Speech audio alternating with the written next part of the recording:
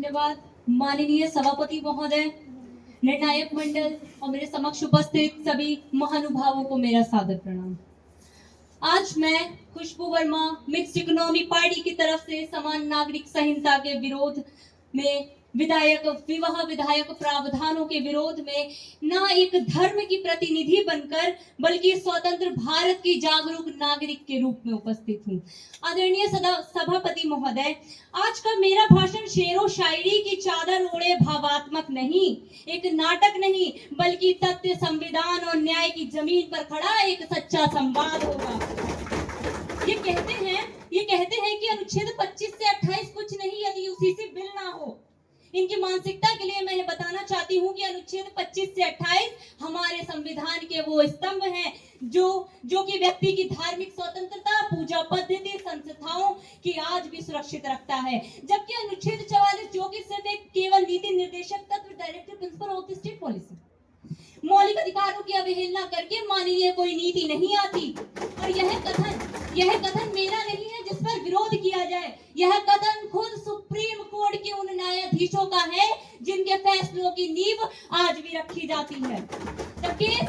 The case is Keshwanand Bharti versus State of Kerala 1973, which was the bench of 13 judges, सबसे बड़ा constitutional bench. Supreme court ने historic judgement दिया था कि the parliament cannot amend the constitution in such a way that it destroys its basic structure। इसी के साथ court ने यह भी कहा कि नीति निर्देशक तत्वों को लाना तो आवश्यक है, लेकिन ऐसा करते समय मौलिक अधिकारों को कुचलना न्याय संगत नहीं होता।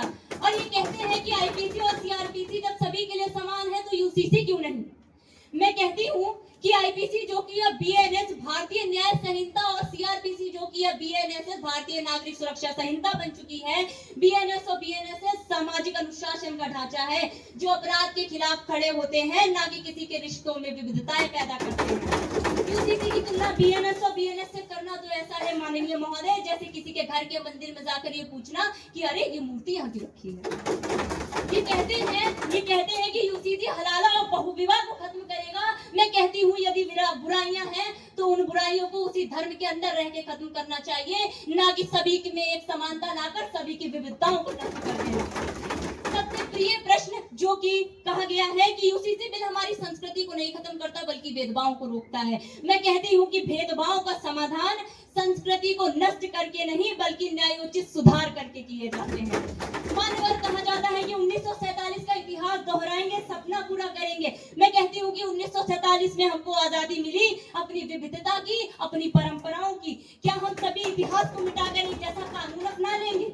हर किसी को उसका न्याय संगत अधिकार देना समानता है, ना कि सभी को एक ढांचे में ढाल देना। इसी के साथ यदि सपने की बात आती है तो मैं कहना चाहूंगी कि सपना देखना अच्छी बात है, लेकिन अगर वो सपना किसी की विविधताओं को मिटा दे तो ये तो अच्छी बात नहीं है। अंत में कुछ पंक्तियों के साथ मैं अपनी वाणी को विराम देना चाहूंगी कि यदा यदा ही धर्मस्य ग्लानिर्भवति भारत, अर्थात जब जब धर्म की हानि होती है तब तब कोई खड़ा होता है। आज मैं खड़ी हूँ एक नारी, एक विद्यार्थी और एक भारतीय बनकर, साथ ही ये कथित असमानताएं हमारी विविधताओं को नष्ट ना कर दे।